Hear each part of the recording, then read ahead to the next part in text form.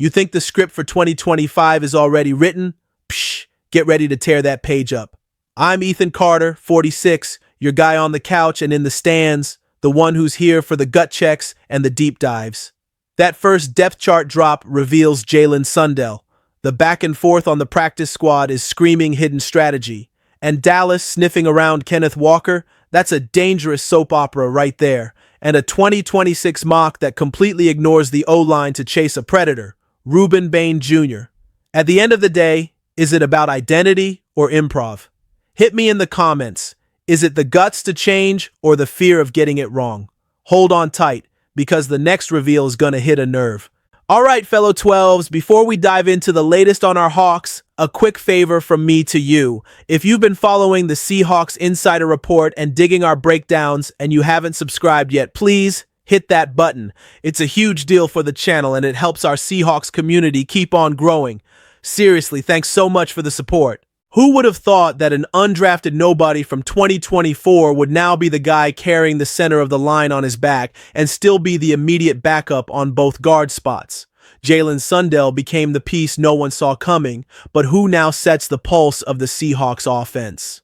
That initial 2025 depth chart wasn't just some bureaucratic draft, it was a public confession of trust. Sundsell not only won the center job from Olu Oluwademi, he showed so much versatility he became the insurance policy for Bradford and Haynes. Mike McDonald made it crystal clear, if a guard goes down, Olu moves back to center and Sundsell slides over. That's not improv, that's a rehearsed plan, a war strategy. Think about it. A year ago, this kid was just fighting to not get cut. Today, he's going to start against the San Francisco 49ers on a line that has traumatized quarterbacks at Lumen Field. You can't not get goosebumps. Now let's get clinical. Sundsell is technical, disciplined, and showed consistency in practice. But he's still green when it comes to reading complex blitzes, and he has to prove he's strong enough against elite bull rushers.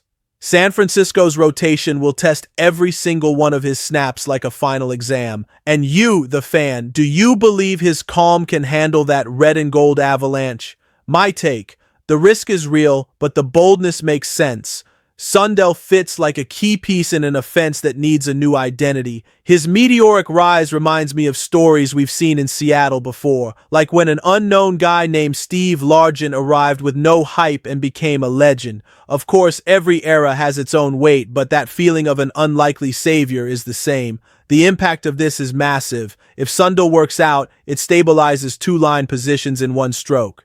This changes not only Sunday's game, but the entire direction of the offense in 2025. And check this out. While Sundsell is rising, other names are falling into the depth chart shadow, like Arroyo, who's been relegated to third tight end, and Byron Murphy II, who's isolated as the only nose tackle. These are signs that McDonald is playing chess, not checkers. Do you feel confident or spooked? Because in the very next move, the front office wasn't messing with the starters, but with the practice squad. It's a silent game that reveals so much more than you'd think. Is all this practice squad shuffling just routine adjustment, or is there a hidden agenda? You blink and three guys are back on the roster. Shamar Jean-Charles, Damian Martinez, and Amari Kite.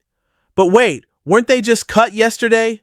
This in and out with the practice squad looks like a mess. But really, it's a true reflection of John Schneider's philosophy. He said it before. It's not just 53 active players. It's not just 70 counting the full roster. It's an invisible net of 90 names that can be pulled back at any moment. And that changes everything, because from the outside, it looks like a waste of time. Sign on Tuesday, cut on Wednesday, re-sign on Thursday. But inside the locker room, that carousel sends a clear message. No one is safe. The fight for a spot is daily. It's psychological pressure mixed with constant opportunity.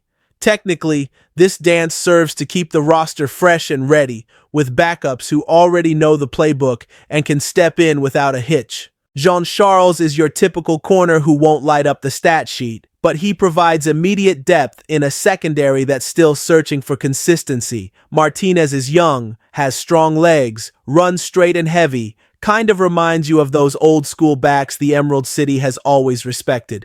And Amari Kite might not be a star, but he's a big body, ready to hold down practices and eventually cover an emergency hole on the offensive line. Now, I'll be straight with you. This isn't glamorous, it's survival. Anyone who followed the Legion of Boom knows that depth was the secret to their greatness. Behind Sherman, Chancellor, and Thomas, there were always names ready to not let the tempo drop. The impact here is quieter but no less important. We're talking about keeping that culture of competition alive, that spark that separates average teams from teams that surprise in January. My take? This organized chaos is a sign of backroom intelligence. While fans are just worrying about the starters, Schneider and McDonald are building a reserve army, prepared for the inevitable: injuries, suspensions, and performance dips. And you, the fan, do you prefer stability or do you believe in this constant war for position? Because this practice squad rotation isn't just an administrative whim, it's a strategy to keep the team sharp until February. But here's the point that makes everything spicier. While Seattle is getting stronger in the shadows, there are people in Texas with their eyes on one of our starting gems, and the name that's in their sights isn't just any replacement piece, it's Kenneth Walker. Are we about to witness one of the most controversial trades of this era? Picture the scene. Jerry Jones, glass of whiskey in hand, looking at a Dallas team in shambles after trading Micah Parsons and seeing Dak Prescott getting old, and suddenly his eyes light up on Kenneth Walker. That's what's happening. The Cowboys are in limbo, and the perfect target is our number 9. Walker is pure dynamite, explosive, impossible lateral cuts, the kind of runner who turns a broken play into a 60-yard touchdown. Dallas hasn't had that since Tony Pollard's prime. And what's worse?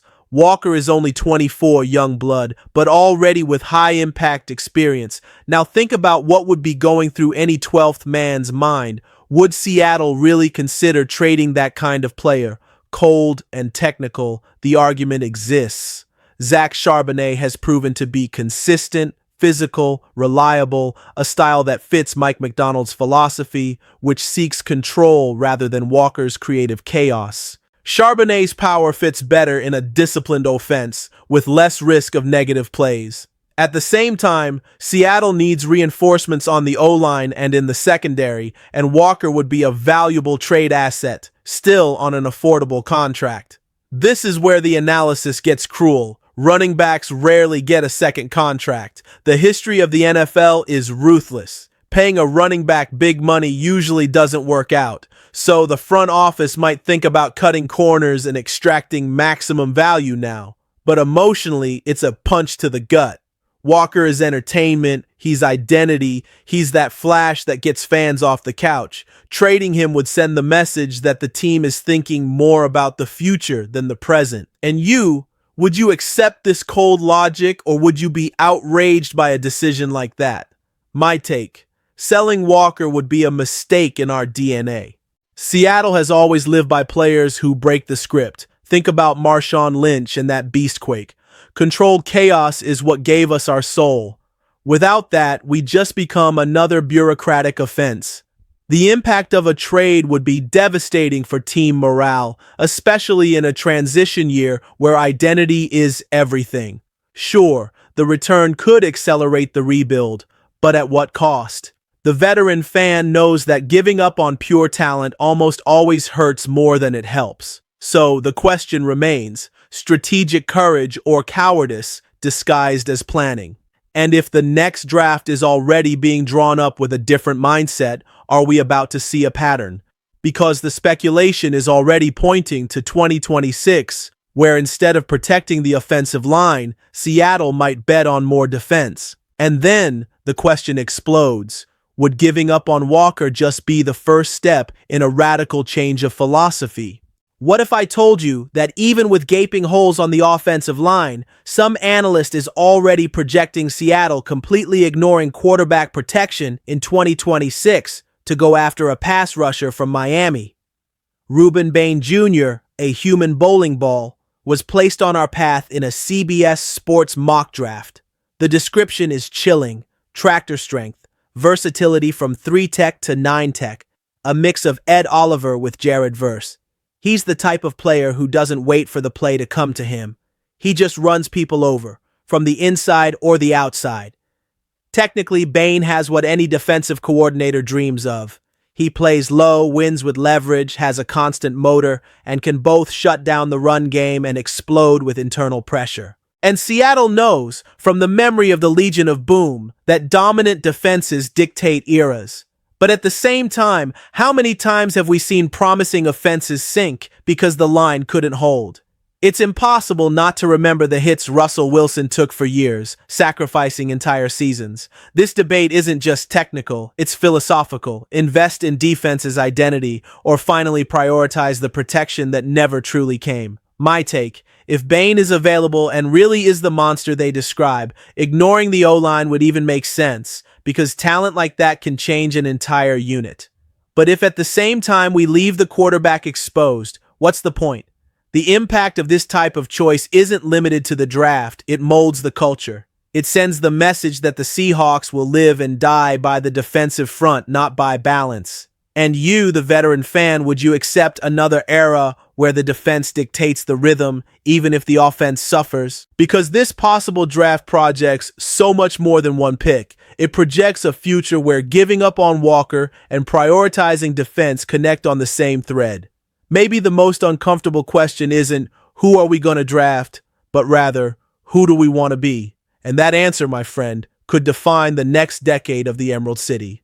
Now, with all this on the table, here's the big thought. Do these 4 isolated news stories hide a pattern much deeper than we imagine? Looking at it all together, the story gets heavy. Sundsell emerges as a symbol of reinvention.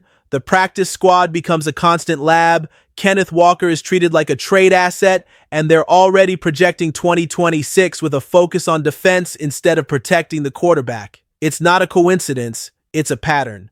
The Seahawks seem to be at war with their own identity, trying to decide if they'll be a team of cold discipline or unpredictable explosiveness. The risk? Getting stuck between two worlds without dominating either one. And you, the veteran, do you accept this metamorphosis, or do you smell a repeated mistake?